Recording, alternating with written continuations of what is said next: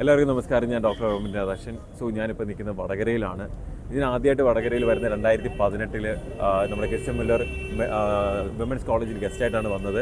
അതിനുശേഷം 2026 ഇവിടെ വന്നിരിക്കുന്നത്. ഞാൻ സത്യം പറഞ്ഞാൽ ഈ ഒരു ടൗണിൽ നേരത്തെ വന്നിട്ടുണ്ട്. വലിയ മാറ്റങ്ങളൊന്നും എനിക്ക് ഫീൽ ചെയ്യുന്നില്ല. അത് മേ ബി എനിക്ക് തോന്നുന്നു ഇവിടെ നമ്മുടെ MLA അല്ലെങ്കിൽ ഇത് ഭരിച്ചിരുന്ന ആൾക്കാർ ഇവിടുത്തെ ഡെവലപ്മെൻറ്റിന് കംപ്ലീറ്റ് ആയിട്ട് ഫോക്കസ് ചെയ്തിട്ടില്ല. കാരണം ഞാൻ താമസിച്ചിരുന്ന ഹോട്ടലിൻ്റെ ഓപ്പോസിറ്റ് ആണെങ്കിലും ഹോളിഡേ മോൾ എന്ന് പറഞ്ഞൊരു മോൾ ഞാൻ കാണാനിടയായി.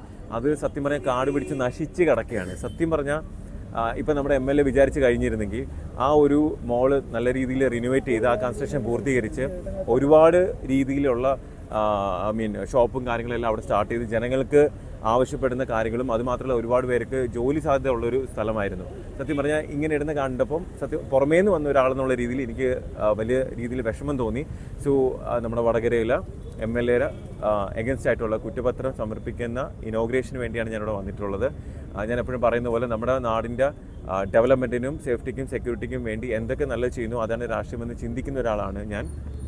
നമ്മുടെ ജനങ്ങളുടെ എല്ലാ പ്രശ്നങ്ങളും MLAക്ക് പരിഹരിക്കാൻ പറ്റിയില്ലെങ്കിൽ കൂടി പരിഹരിക്കാൻ പറ്റുന്ന പ്രശ്നങ്ങളെല്ലാം പരിഹരിച്ചില്ലെങ്കിൽ കൂടി ഈ ഒരു പത്രത്തിൻ്റെ ആവശ്യം വരില്ലായിരുന്നു.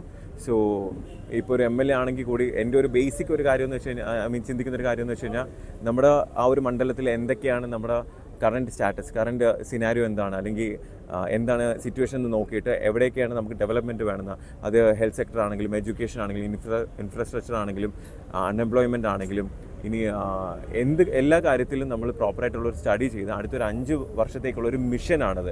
ആ മിഷൻ ഒരു പ്രോപ്പർ വിഷൻ ഉള്ള ഒരു MLAക്ക് മാത്രമേ അത് ആ ഒരു വിഷൻ ഇംപ്ലിമെൻറ്റ് ചെയ്ത് അത് പൂർത്തീകരിക്കാൻ പറ്റത്തുള്ളൂ.